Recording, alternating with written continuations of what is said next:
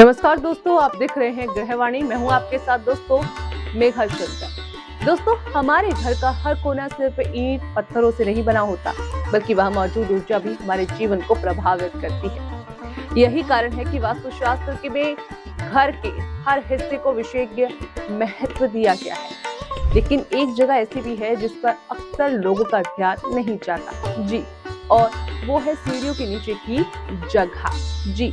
जगह बचाने के लिए कई लोग यहाँ स्टोर रूम, टॉयलेट, कबाड़, घर या यहाँ तक कि तिजोरी तक बनवा देते हैं। लेकिन वास्तुशास्त्र की मान्यताओं के अनुसार सीढ़ियों के नीचे कुछ चीजों को रखना शुभ नहीं माना गया। आज हम आपको बताएंगे कि सीढ़ियों के नीचे कौन सी 3 चीजें कभी नहीं रखनी चाहिए और इसके पीछे का आखिर कारण क्या बताए जाते हैं, ये भी आपको बताएंगे। तो चलिए शुरुआत करते हैं और बात करेंगे। दोस्तों, वास्तुशास्त्र के अनुसार सीढ़ियां लगातार ऊपर और नीचे जाने वाली ऊर्जा का प्रतीक मानी जाती है। ये वो जगह होती है, इस जगह पर सीढ़ियों के नीचे का स्थान दबाव वाली ऊर्जा का क्षेत्र माना जाता है। इसलिए यहाँ रखी गई वस्तुओं पर भी उस ऊर्जा का प्रभाव पड़ता है।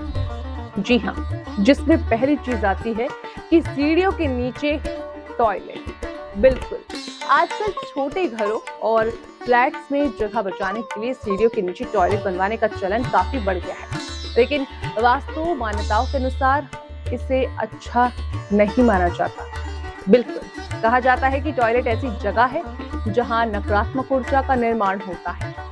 वहीं सीढ़ियों के नीचे पहले से ही दबाव वाली ऊर्जा मौजूद रहती है। जब ये दोनों चीजें एक साथ आती हैं तो घर के वातावरण पर नकारात्मक असर पड़ सकता है। मान्यता है कि इससे घर के सदस्यों के बीच बार बार विवाद हो सकते हैं, मानसिक तनाव उनके जीवन में बढ़ सकता है और कामों में अनावश्यक तरीके से बाधाएं भी देखने को मिल सकती है। कई लोग कहते हैं कि बिना किसी वजह के घर में बेचैनी महसूस होने लगती है, छोटी छोटी बातों पर झगड़े होने लगते हैं या मन हमेशा परेशान रहने लगता है। वास्तु विशेषज्ञ ऐसे मामलों में घर की संरचना, विशेष रूप से सीढ़ियों के नीचे बने टॉयलेट की जांच करने की सलाह भी देते हैं।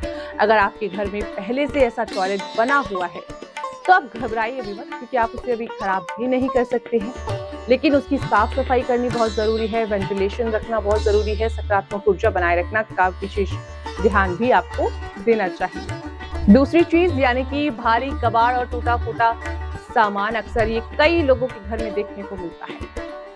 ये बहुत बड़ी गलती है, लगभग हर घर में देखने को ये मिलती है। घर में कई पुरानी कुर्सी टूट जाए, खराब हो जाए, मिक्सर खराब हो जाए, पुराना पंखा खराब हो जाए या बेकार इलेक्ट्रॉनिक सामान, तो लोग सोचते हैं कि फिलहाल इसे सीढ़ियों के नीचे रख देते हैं। धीरे धीरे वो जगह कबाड़ घर बनकर रह जाती है।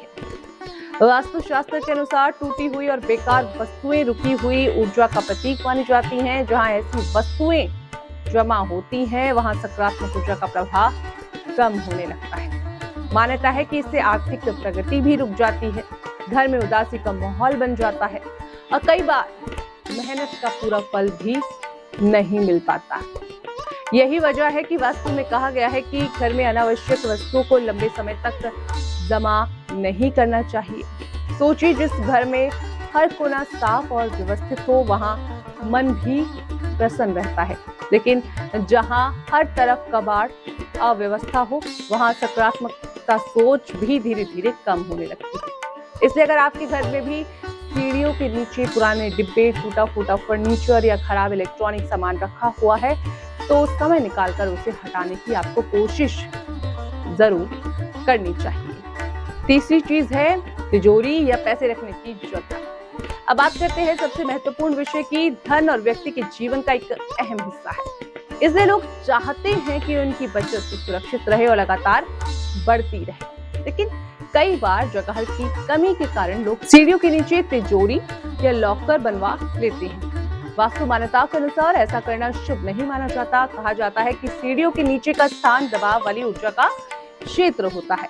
जब धन या तिजोरी का स्थान ये बन जाता है तो आर्थिक स्थिरता प्रभावित होने लगती है। ऐसी मान्यता है कि पैसा आता तो है लेकिन टिक नहीं पाता, अचानक खर्चे बढ़ने लगते हैं, बचत कम हो जाती है और आर्थिक योजनाएं बार बार बाधित होने लगती हैं।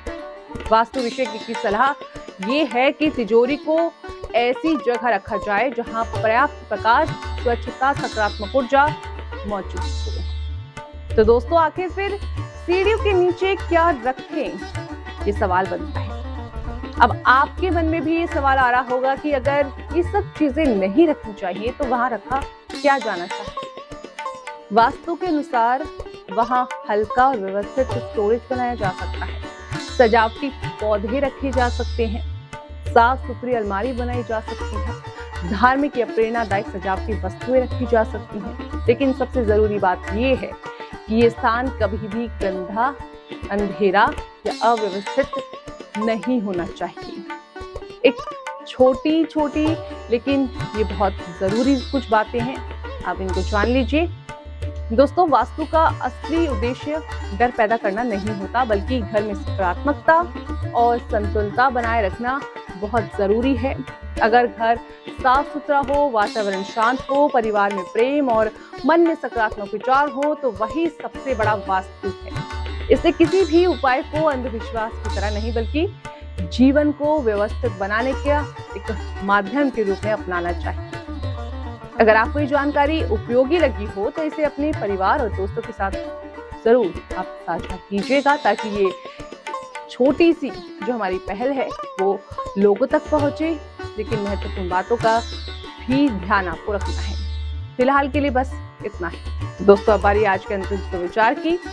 घर की खुशहाली केवल दीवारों से नहीं, बल्कि वहां रहने वाले लोगों के विचारों और सकारात्मक ऊर्जा से बनती है। जहां स्वच्छता, प्रेम और सम्मान होता है, वहां सुख अपने आप निवास करता है। मैं हूं आपके साथ मेघा शंकर, आप देख रहे थे गृहवाणी। नमस्कार।